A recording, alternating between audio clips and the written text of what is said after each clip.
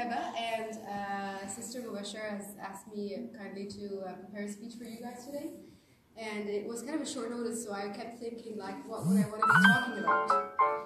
And I figured, after some thinking, that I want to talk to you about Darwin. Okay? You know, this Darwin is a famous theory that we've all probably heard of one day before, that he says survival of the fittest, right? And I want to take a moment to just think of this statement, survival of the fittest, on the abstract meaning of it. Like, not just don't just go deep into Darwin's intentions behind it, just the big picture. Think of the big picture and try to think of all the people we've heard of before. The people since dawn of time we've heard of, people with stories, with legacies per se, and think of what actually made them special. Was it because they were the fittest? Or was it the things they have done for us, like the legacies, the imprint, the effect that they left on other people? What do you think? Right? The imprint, the impact, or the thing that they left. So that's what we usually remember. People's legacies, people's stories, how they affected our lives, not just what or who these people were. It doesn't really matter. The question is what they have done, right? So when we speak of legacy, a lot of people tend to believe that legacy means that I want to change the world, right? And this statement, for some people, changing the world, is an exaggeration in itself. It makes me feel overwhelmed. Like, how am I going to change the world? I can't even change my world now. I want somebody to change my kid's diaper, you know? Any of you have kids? No? Yeah, okay. So how am I going to change the world? Like, I just can't change a little bit of, like, my world. This is my world, and I can't do anything about it. And this is actually overwhelming, right? So when you come to think of the world changing the world, you have to think of what the world actually means. What does the world mean? Who are the world? What is the world made up of? The world is actually me, you, our friends, neighbors, our kids, our parents, our colleagues at school or at work, the people from our homeland, people from other countries, people from the same background, same ethnicity, same religion, same race, same skin color as we are, and people who are completely different than we are, right? This is the world. And so the world is basically, it's us, right? And it's not just us, it's actually every creature that Allah subhanahu wa ta'ala has created on earth. This is the world.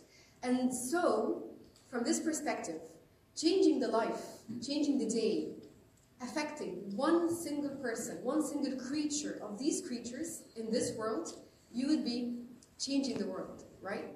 The teeny tiny bit of help that you can offer to one person to make his life or to make his day a better day, you are changing the world. The slightest bit of effect that you can do, you'll be changing the world. You don't have to think of it like I need to move the world somehow. It's just, you can start from where you are right now with a single little bit of help to any other person, okay? And so actually, this brings us to another interesting question.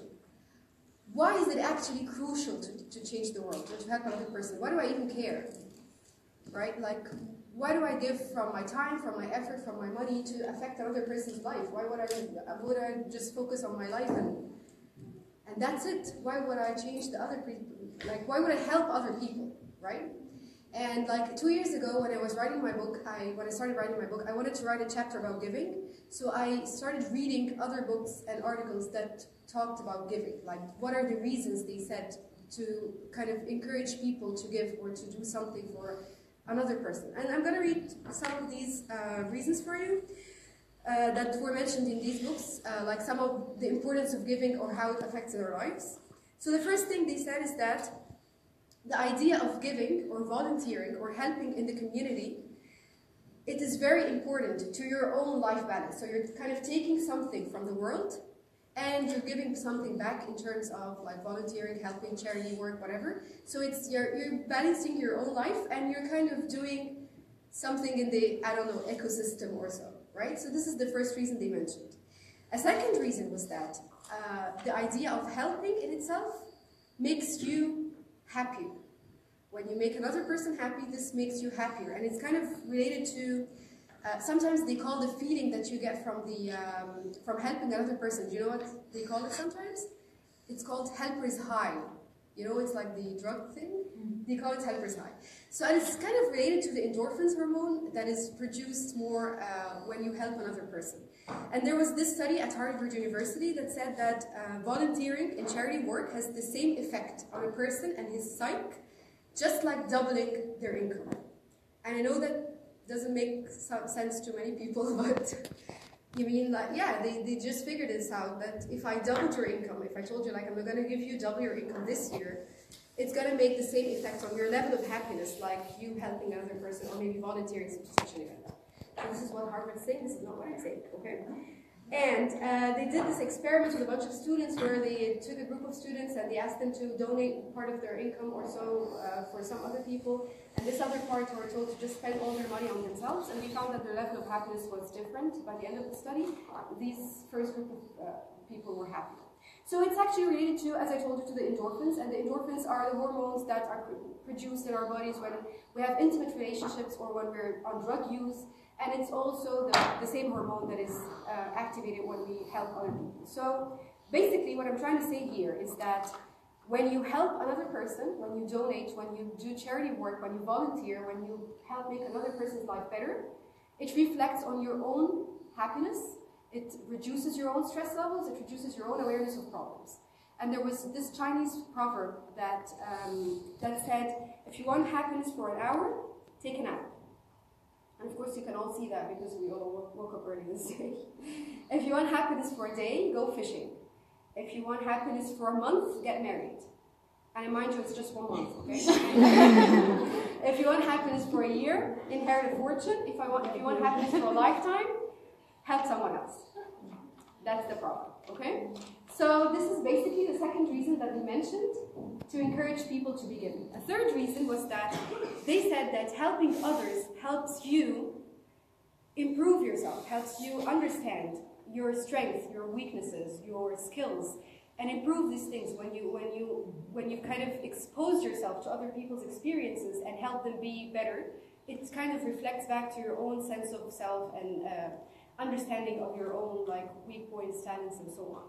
And there was this saying by Gandhi. He says the best way to find yourself is to lose yourself in service of others. Okay. A fourth reason, they said, is that giving strengthens the relationship between you and other people. Like, you get connected to the community around you.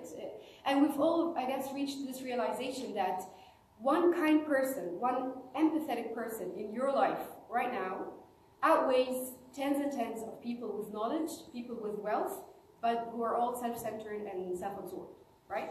So it actually, acts of kindness helps you connect with people. It's the fastest way to someone's heart, to help them, right? And a fifth reason, they said, is that giving also gives you the feeling of satisfaction and meaningfulness in your life.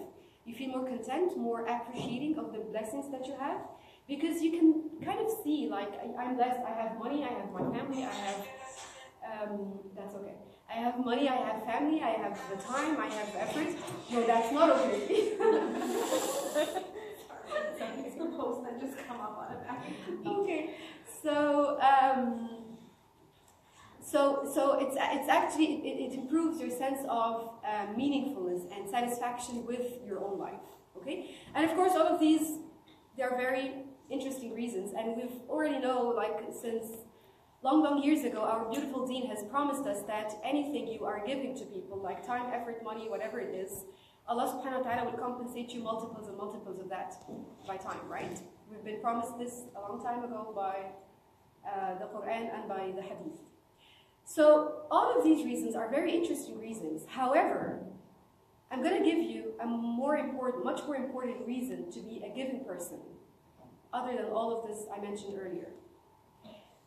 We all know from our Deen, since we were young, that there are two paths in the road to Allah subhanahu wa ta'ala, right? There is this path of acts of worship, praying, reading Quran, dhikr, fasting, and so on and so forth. And there is this other path of acts of what? Kindness, treating how you treat people. So there is this relationship, direct relationship between you and Allah subhanahu wa ta'ala, and there is this relationship between you and other people around you. And these two paths are the road that takes you to the Jannah, to Allah subhanahu wa ta'ala, right? And there was this book that I read like a year ago. It's called and I recommend this book for you, all of you guys. I guess it's sold now in Canada. Where the author was actually telling the story, or it's like a metaphor of these two paths to Allah by planting. He was actually talking about planting, and he said that if you want to plant something, like wheat for instance, wheat with T, not D, okay? Even though it's vegan now, so it's okay if you want to plant wheat. Okay, so if you want to plant wheat, for instance, there are basically two main stages that you go through. It's two main steps. The first thing is you prepare the land. You prepare the land, maybe you do some plowing, you just throw the seeds, put in some water, some fertilizers, and you just take care of the land, right? And then if you stop here, you didn't plant wheat because there is no crops. There's this very important stage that is called harvesting. So after you plant the seeds, you wait, and then what you do is you harvest. You have to hold the wheat and say, here I planted wheat, or else that you just prepared the land. Right? Are you following me? Okay. So he said that the road to Allah subhanahu wa ta'ala resembles to a great extent this same metaphor. You have two paths. The first path is preparing the land, and the land is basically your heart. It's what praying, what Quran, what dhikr, what fasting, what all of these direct relationship, acts of worship does to your heart.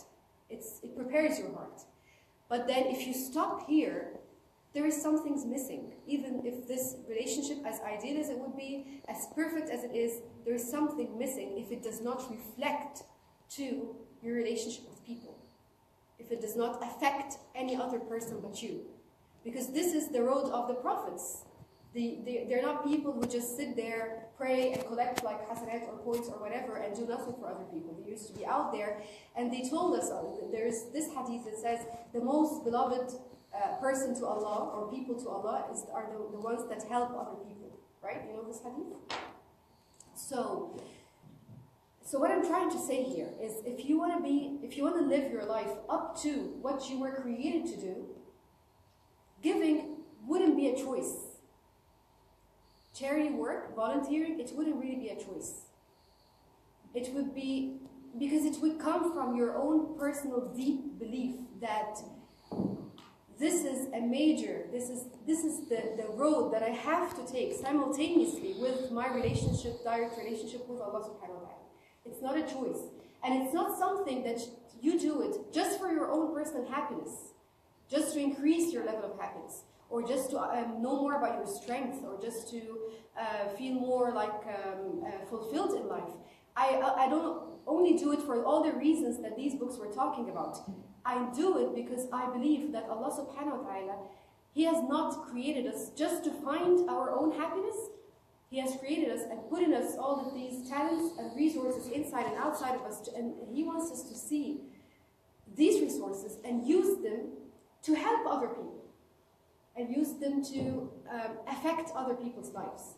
And so if you get this realization, this belief, helping or volunteering, it wouldn't be a choice, and it wouldn't be something that you do with your spare time, money, or effort. It's going to be part of your everyday life. Okay? And one last thing I want to say about that is that many people, when we talk about giving, the first thing that comes to their mind is giving means giving money, right? And this is actually a misconception, because giving is much more than giving money, and it's much simpler than giving money too. Giving is basically means that this person was here. So when you make another person's day happier, when you put a smile on their face, when you give advice, when you do anything that makes me feel like you made my day, I got inspired by any single word or act that you did, this is giving. You've given something. You know what I mean? And this beautiful ayah in Surah Maryam, Allah subhanahu wa ta'ala says, وَجَعَلَنِي مُبَارَكًا أَيْنَمَا كُنْتُ, which basically means Allah made me blessed wherever I go. And this ayah is the most beautiful, most straightforward, deepest definition of giving. You are blessed. We need to think of it this way. We need to try to be of help, like of use, of benefit to other people wherever we go. Like, we have to always have this question: where can I help? What can I help? How can I help? Who can I help this day? Who can I make? What can I make to your day better? And I believe, like, this is something I want to remind me and you guys of this day. That this is something that I actually think of every time I go to a workshop or a speech or whatever it is. That Allah subhanahu wa ta'ala blessed us by being part of this event, right? He blessed us even more than any other person who's going to be attending, because I always see that as Allah has gathered for us 3,000 people, or maybe more, I don't know how many are attending, 3,000 people for a day in one room for you to help. Again, I'm going to say this again. Allah subhanahu wa ta'ala has gathered altogether 3,000 people for you, to give you a chance, to give you an opportunity to be an effect to this number of people in one day. Did you see the blessing? You know, sometimes you go in the street with money in your pocket and you want to donate something and you don't find homeless people in the street. But Allah subhanahu wa ta'ala at that day, He gathered for you, for each and every single one in this room, thousands of people. And not only these people, actually, your effect is going to go viral. It's going to be like ripple effect. So these people are going to go out, inspired one way or another, and this is going to affect their families and their kids and their friends, and it's going to go viral, and there will be videos posted online. So your effect is not going to only be this day, and it's not going to only be for the speakers. Mashallah, there are a lot of beautiful departments or groups here, teams here, ushers and registrations and hospitality. I really like this room. So, so your effect is not going to be. It's going to go viral, and I need you to think of this. Like, you know, our lives are, theoretically speaking, they are measured in hours, days, months, years, right? But our legacies, the imprints that we can leave in this world, it's far beyond that. It's far beyond that. So you can change, you can do something. Today, you can give a lot of, maybe a little bit of your effort or your time or your kind words or even your smile that day, and it's going to be there for you when you go to Allah subhanahu wa ta'ala in Jannah, inshallah. So, thank you guys for taking me. I just advise us all to think big. You know, I love this quote that Tony Robbins always says. He says, the secret to living is giving. So, alhamdulillah, that Allah subhanahu wa ta'ala has blessed us with this chance to give to other people. And I'm sorry if I took a little bit longer than my time. And thank you guys for having me. And I'm so happy to be part of this event. I'm looking forward to this day. And thank you so much.